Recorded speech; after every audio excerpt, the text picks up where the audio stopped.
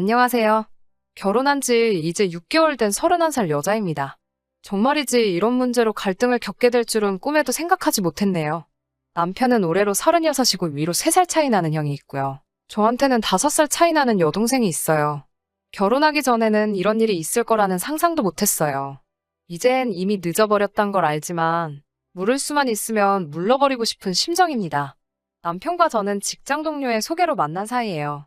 저는 회계부서에서 근무하고 있었는데 부서 특성상 대부분의 동료들이 여자였어요. 27살이 되던 해부터 일을 시작했는데 해가 바뀔수록 동료 직원들이 하나둘씩 시집을 가기 시작하더라고요. 결국 우리 부서에서 저 혼자만 미혼인 상황이 되어버렸어요. 어느 날 직장에서 친하게 지내던 언니가 저한테 남자를 한 명 소개시켜준다 하더라고요. 언니도 언니의 남편을 통해서 소개시켜주는 거면서 자기가 결혼만 안 했어도 저 소개 안 시켜주고 자기가 만나봤을 거라고 호들갑을 다 떨더라고요. 저는 사실 당시 결혼에 대한 관심이 거의 없어서 크게 기대는 하지 않았는데 소개 자리에 나온 남편의 첫 인상이 너무 좋았어요. 소개시켜준 언니가 왜 그렇게 호들갑이었는지 알겠더라고요. 당시 남편은 나름 이름 있는 회사에서 경력 6년 차, 과장 진급을 앞두고 있는 사람이었어요. 제가 다니던 회사도 남편 회사 못지않게 유명한 회사였기 때문에 조건에서 서로 모자란 것이 없어서 그랬는지 본격적으로 연애를 시작한 지 얼마 뒤 남편은 저에게 청혼을 해왔어요. 비록 소박한 프로포즈였지만 기쁜 마음으로 받아들이고 그렇게 결혼 준비를 시작했어요. 그런데 생각지도 못한 일이 제 마음을 무겁게 하더라고요. 말씀드렸다시피 남편에게는 형이 한 명 있어요. 저는 사실 아주버님이 처음부터 마음에 들지 않았어요.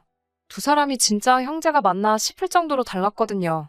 남편은 바쁜 회사 생활을 하면서도 운동도 매일 다니고 자기 관리에 철저한 반면에 아주버님은 겉으로만 봐도 운동과는 담을 쌓은 듯한 모습에 심지어 지저분하기까지 했습니다. 제가 예민한 걸 수도 있지만 그래도 동생과 결혼할 사람을 처음 만나는 자리인데 씻지도 않았는지 머리에는 기름이 잔뜩 껴있는 데다가 수염은 덥수룩한 채 무릎이 다 늘어난 추리닝 바지를 입고 나왔어요. 형이 되어서 그래도 동생과 결혼할 여자를 만나는 자리인데도 불구하고 남편이 계산한다는 말에 진짜 너가 사는 거지? 라고 말하고 그 사실을 몇 번이나 확인하고는 자기가 먹고 싶은 걸 전부 주문하더라고요. 심지어 시킨 걸 다 먹지도 않고 남기기까지 했어요. 남편에게 솔직하게 자기 오빠 사실 마음에 안 든다고 말했습니다. 성격 좋은 남편은 자기도 어렸을 때는 저런 형이 이해가 가질 않았는데 어쨌든 자기의 하나뿐인 핏줄 아니겠냐며 좋게 봐달라고 부탁해왔어요. 그래도 동생 결혼할 여자 만난다고 대전에서부터 혼자 올라오지 않았느냐 하면서 가만 보면 좋은 점이 더 많은 사람이라고 두둔하더라고요. 그 말에 당신네 오빠 날 보러 왔다기보다는 오빠가 밥 사준다는 말에 나온 거 아니야? 라고 되받아치려다 말았어요. 솔직히 남편이 형을 그렇게 챙겨준다는 게 마음에 들지 않았지만 그것보다 더 이해할 수 없었던 건 그 막장 아주버님을 향한 시어머니의 사랑이었어요. 동생인 남편이 형을 아끼는 것처럼 부모가 자식을 사랑한다는 건 당연한 일이라지만 그 정도가 너무 지나쳤다는 게 문제였어요. 결혼 이야기가 본격적으로 나오기 시작했을 때 대전으로 내려가 남편의 가족들과 함께 모여 식사를 한 자리가 있었어요. 40이 가까워가는 나이인데도 그 모양 그 꼴이라 그랬나? 응석을 부리고 있는 아주버님을 시어머니가 아주 쩔쩔매면서 어르고 달래더라고요. 하지만 시어머니는 그걸 첫째가 성품이 고와서 욕심 많은 제 남편한테 모든 걸 양보했기 때문에 아직 자리를 못 잡으신 걸 아시며 감사시더라고요.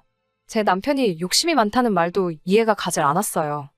연년생이었다면 집안 사정 때문에 한 사람이 대학을 포기할 수 있다고 치더라도 3살이나 차이가 났음에도 이 정도의 차이가 있는 건 아주버님이 전혀 노력을 하지 않은 것 아닌가요? 물론 제 생각을 그 자리에서 누구에게도 말하지는 않았습니다. 남편도 그런 말을 들으면 화를 낼 법도 한데 시어머니가 남편이 욕심이 많아서 형이 모든 걸 양보했다는 뉘앙스의 말을 하실 때마다 남편은 허허 웃으면서 미안하다고만 대답하고 말뿐이었어요. 자리가 끝나면서 시어머니는 저한테 장남이 먼저 장가를 가는 게 맞는데 또 제 남편이 욕심을 부려서 결혼을 먼저 하게 되었다고 하시면서 저에게 주변에 괜찮은 여자가 있으면 소개 좀 시켜달라고 하더라고요. 그 자리에서는 알겠다고 대답했지만 제가 미쳤나요? 그런 사람 소개시켜주면 뒤에서 욕먹을 게 뻔했고 거기에 딱 봐도 혹시나 어떤 정신 나간 여자가 있어서 어쩌다 얻어 걸려 잘 되기라도 한다면 장남 먼저 장가 보낸다고 제 결혼이 미뤄질 수도 있는 판인 것 같은데 설령 진짜 저런 사람을 남편으로 받아들일 사람이 존재한다고 해도 소개시켜줄 마음은 없었어요. 남편은 회사 생활한 지도 오래됐고 그때부터 착실히 모아놓은 돈을 가지고 회사 근처에 있는 오피스텔을 전세로 가지고 있었어요. 저도 저금이 상당하기는 했지만 장남 노릇을 하고 있는 남편이 시가에 어느 정도 생활비를 보탰기 때문에 전세금을 빼고 두 사람의 돈을 합치더라도 서울에 아파트 구하기는 택도 없어 보였습니다.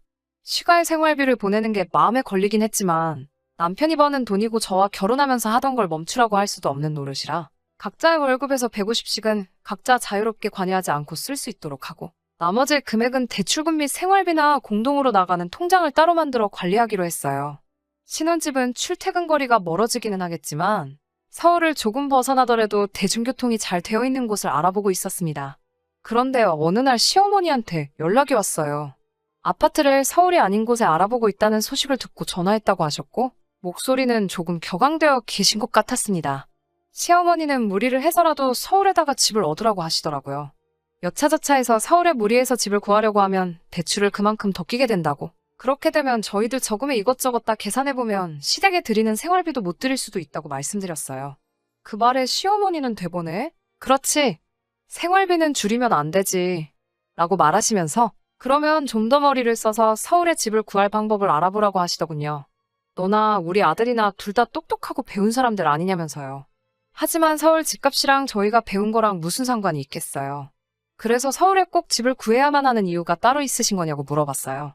시어머니는 그 말에 이제 첫째도 자리 잡고 장가를 가려면 아무래도 대전보다는 서울에서 지내는 게 맞지 않겠냐고 하시더라고요. 대전 바닥이 터가 안 좋고 좁아 터져서 우리 첫째가 기도 못 펴고 있는 거라고. 첫째도 서울에서 생활을 해야지 장가도 가고 자리도 잡지 않겠냐는 말씀을 하시고 잘 좀 알아보라는 말만 한 번 더 반복하시고는 전화를 끊으셨어요. 무슨 말씀을 하시려는 건지 처음에는 전혀 이해를 하지 못했지요. 그러다가 문득 시어머니가 혹시 아주버님을 우리한테 보내려고 하는 건가? 하는 생각이 들더라고요. 당장의 저녁에 남편을 만나 시어머니가 이런 말을 하셨는데 혹시 시어머니가 아주버님을 우리 신혼집으로 보내려고 계획하고 계시는 거냐고 물어봤어요. 남편은 아니라고 대답했지만 난감한 표정으로 어쩔 줄 몰라 하고 있더라고요. 원체 거짓말도 잘 못하는 사람인지라 제게 뭔가를 숨기고 있다는 게 전부 표가 났어요. 당연히 저는 그 자리에서 뒤집어졌죠. 무슨 결혼도 하기도 전에 시부모 봉양하는 것도 아니고 40살 다 돼가는 아주버님 뒷바라지 하면서 살 일이 있냐고요. 미리 말 못해서 미안하다는 남편의 말에 이게 미안하다고 넘어갈 일이냐고 악을 바락바락 질렀습니다. 결국에는 저를 설득시키지 못한 남편은 제 편을 들어줬어요. 반쪽짜리 해결이긴 했지만 말이죠. 아주버님은 남편의 전셋집에서 혼자 살기로 했고 저희는 제가 알아본 대로 경기권으로 서울에서 조금 멀리 신혼집을 차리게 되었어요. 그 과정에서 대출을 엄청 많이 받아야 했지만 그건 아주버님을 독립시켜준 만큼 시가에 보내는 생활비에서 줄이기로 했고 아주버님도 남편 전셋집에서 사는 건 딱 1년만 시간을 주기로 했어요. 1년이 지나면 전세금은 가차없이 빼기로 했고 경우에 따라서는 대출이자의 일부를 아주버님이 내는 조건이었어요. 꽤나 손해보는 것 하나 없이 둥글둥글하게 넘어간 것 같지만 사실 그렇지 않았어요. 시어머니가 아주버님을 보통 아끼시는 게 아니잖아요. 그 와중에 제가 아주버님 앞길을 막고 형제의 우애를 파괴하는 아주 나쁜 여자가 되어버렸죠. 하지만 저는 상관없었어요. 시간은 대전이라 거리가 있는 편이고 정 뭐하면 안 보고 살겠다는 생각도 하고 있었고 절충해서 해결하기는 했지만 남편도 무조건 시댁에 얽매여 사는 사람처럼 보이진 않았기 때문이에요. 그렇게 아주버님과 시어머니를 제외한 모든 사람의 축복 속에서 저희는 결혼식을 올렸어요. 안 보고 살면 별일 없을 거라 생각한 게 저의 불찰이었어요. 제가 너무 쉽게 생각했었나 봐요. 얼마 전 일이에요. 유학가 있던 제 친여동생이 졸업을 하고 한국으로 돌아왔어요. 직장까지 그쪽에서 잡고 싶어 했는데 세계적으로 시국이 이렇다 보니 취직시장도 열리지 않아서 결국 귀국하게 되었네요. 한국에서 직장을 알아보며 자리를 잡기 위해 돌아오자마자부터 열심히였죠. 동시에 여러 군데서 면접을 봐야 했어서 서울에 올라오면 짧게는 이틀에서 길게는 일주일 정도를 저희 신혼집에서 지내다가 내려갔어요. 그날도 면접이 끝나고 금요일 저녁에 버스 타고 내려가 보겠다고 하는 걸 남편이 밤이 늦었으니 하루 더 있다가 가라고 차로 친정까지는 데려다 주지는 못해도 점심 같이 먹고 터미널까지 태워주겠다고 말했어요. 신혼집에 처가해서 손님 와 있는 것도 번거로울 텐데 그런 것까지 세세하게 신경 써주니 괜히 더 고맙더라고요. 다음날 점심쯤에 모여서 나가려고 하는데 시어머니가 예고도 없이 대전에서 올라오셔서 저희 신혼집 문을 두들기시더군요. 예고 없는 방문에 깜짝 놀라서 문을 열어드렸지요. 시어머니는 제 여동생을 위아래로 훑어보더니 얘는 누구니? 라고 물어보시더라고요. 시어머니께 제 여동생이고 유학가 있다가 졸업하고 얼마 전에 돌아왔다고 설명해드렸습니다. 저한테 평소에도 불만을 가지고 계신 건 아셨지만 처음 보는 제 여동생 앞에서 대뜸 저에게 잔소리를 퍼부으시더라고요. 네 여동생은 이렇게 챙기면서 지금 네 아주버님이 어떤 상태인지는 아냐면서 저보고 아주 이기적이고 독하다고, 지네 가족만 챙겨서 집에서 재우고 아주버님하고는 같이 못 산다고 하는 게 아주 이중인격이라고 뭐라고 하셨어요. 실제로 여동생이 신혼집에서 얼마나 짧게 있었던 간에 주기적으로 머물다가 가는 건 사실이었기 때문에 시어머니 말이 틀린 부분이 없지만은 않아서 아무 말도 못하고 있었어요. 남편은 시어머니 말에 형한테 무슨 일이 생겼냐고 걱정하듯이 물어봤고, 여동생과 점심 먹으러 가기로 한 건 어쩔 수 없어서 상황 봐서 터미널에다가 내려만 주기라도 하려고 제 여동생과 시어머니를 함께 태우고 아주버님네로 향했어요. 그런데 아주버님네로 향하는 차 안에서 뭔가 이상하다는 생각이 들더라고요. 아주버님, 신변에 무슨 일이 생기면 우리 집에 와서 뭐라고 하실 게 아니라 그쪽에 먼저 가 계시고 우리를 전화로 부르는 게 맞지 않았었나 싶더라고요. 머지않아 아주버님이 살고 있던 오피스텔에 도착했을 때 제 예상이 적중했다는 걸 깨달았습니다. 아주 처음 만났을 때랑 똑같이 무릎이 다 늘어난 추리닝 차림으로 밖으로 기어나오더라고요. 아주버님은 차 뒷자리에 앉은 시어머니 옆에 탔고, 타자마자 시어머니는 아주버님에게 아주 얼굴이 반쪽이 됐다면서 연신 우리 아들을 부르며 아주버님 얼굴을 무슨 떡 주무르듯이 만지더라고요. 남편이 무슨 큰일이 생겼다고 들었는데 괜찮은 거냐고 물어봤는데 아주버님은 무슨 소린가 못 알아듣겠다는 듯이 고개를 갸우뚱했어요. 시어머니가 대신 대답을 했죠. 너만 잘 살면 되는 거냐면서 가까이 사는 가족이 어찌 남보다도 못하냐고 화를 내시더군요. 너네 형은 라면만 먹으면서 하루를 버티는데 연락 한 번 안 하고 지내고 니들이 진짜 형제가 맞냐고 한마디 하시더라고요. 아주버님이 시어머님께 먹을 게 없다고 투정이라도 한 것 같은데 시어머니는 그 말에 아주버님이 아주 굶고 있는 줄 알고 그 길로 대전에서 저희 신혼집까지 올라오신 거고요. 올라오신 이유는 아주버님 걱정이 아니라 그걸 핑계로 저희한테 잔소리를 하시려는 거였고요. 그 일만 생각해도 짜증이 나서 머리가 터져버릴 것 같은데 진짜 문제는 그 이후부터였어요. 차를 타고 식당으로 가는 길에도 식당에서 식사를 하면서도 거슬릴 정도로 아주버님이 제 여동생에게 이것저것 질문을 하더라고요. 그런데 아주버님이 제 여동생을 대하는 말투가 여태 저에게는 한 번도 보여준 적 없는 상냥한 말투였어요. 그래도 설마 했는데 그날 저녁에 아주버님한테 재수씨 잘 들어갔어? 하고 문자가 한 통 왔어요. 안부 연락이라고는 결혼 준비하면서 신혼살림 차린 여지껏 내내 한번 해온 적 없는 사람이 뜬금없이 연락을 해오니 기분이 나빠서 일부러 씹고 대답을 안 했어요. 그러고 있으니 한참 있다가 몸이 달았는지 사돈 처녀는 잘 들어갔는지 궁금해서 연락을 했다고 하더라고요. 그 말에 기분이 나빠서 대번에 남편을 불러서 문자를 보여주며 당신네 오빠 미친 거 아니냐고, 이거 지금 내 여동생한테 작업 거는 거 아니냐고 기분 나쁘다는 식으로 한마디 했어요. 항상 제 입장에서 생각해주고 제 편이 되어주는 남편이었지만 이번만큼은 저의 기우라고, 아무리 자기네 형이 변변찮은 사람이지만 그래도 경우는 있는 사람이라고 그것만큼은 절대 아닐 거라고 자기 형의 편을 들어주고 거기에 또 저한테는 말이 너무 심했다는 식으로 이야기하더라고요. 아주 미치고 팔짝 뛰겠습니다. 이제 26 먹은 대학교 갓 졸업한 여동생이라서 그런지 더 걱정도 돼요. 두 사람이 뭐 어떻게 잘 될 거라고 생각하지는 않지만 이번에는 남편도 저를 도와줄 생각이 없어 보여서요. 그냥 아주버님한테 그만하라고 한마디만 해주면 될걸. 끝까지 아니라고 형을 믿어달라고 하는데 저도 더 이야기하고 싶지 않아서 혼자 전전긍긍하다가 이렇게 사연 보내봅니다. 시어머니가 유난스러운 건 둘째 치더라도 진짜 괜히 결혼했나 싶을 정도로 정신적으로 스트레스 받고 힘이 드네요. 여러분 생각에도 남편 말처럼 제가 너무 깊게 생각하는 걸까요? 도무지 어떻게 해야 할지 모르겠습니다.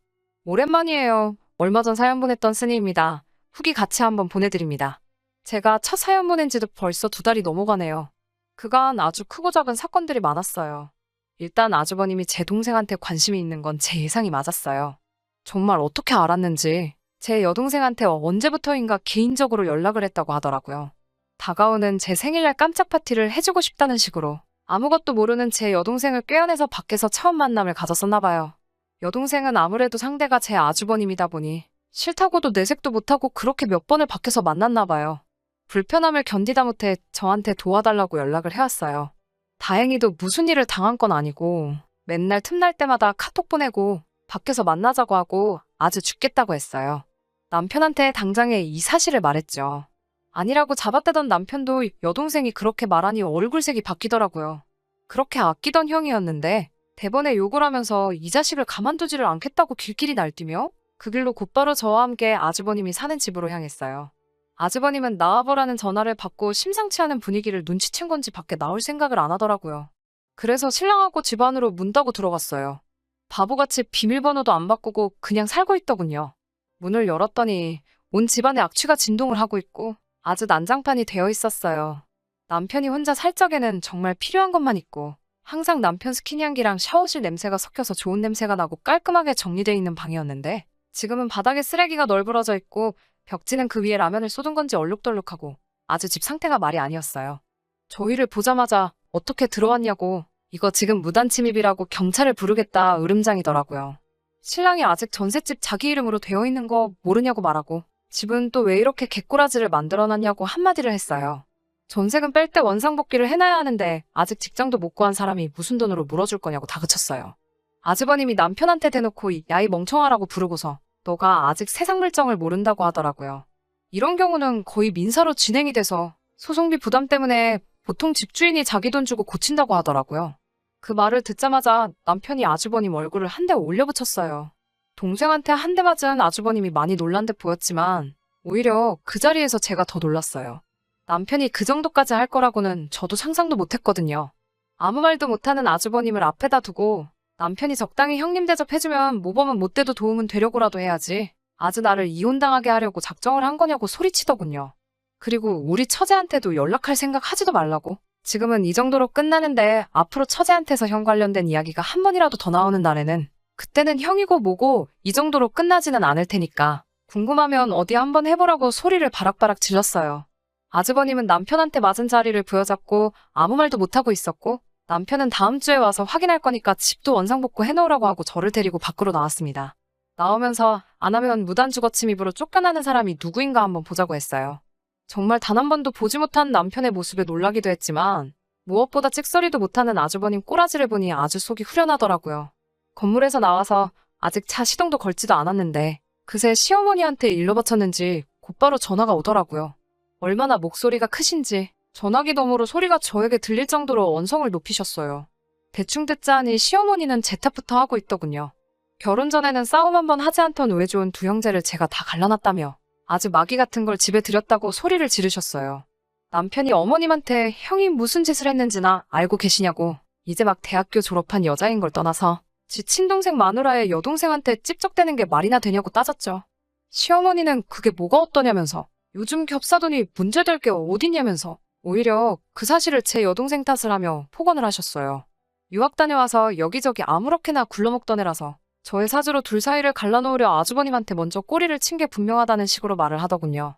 남편이 그 말에 아주 엄마도 제정신이 아니라고 말하면서 정상적인 사람이면 그딴 자식한테 꼬리칠 여자가 세상 천지에 어디 있겠냐고 나이 40 처먹고 집도 절도 직장도 없이 동생 살던 집에 얹혀 사는 게 가축이지 사람이냐고 그딴 식으로 형편만 들 거면 평생 엄마가 끼고 살라고 자기와는 이제 연 끊고 살자고 딱 말하고 전화를 끊어버리더라고요.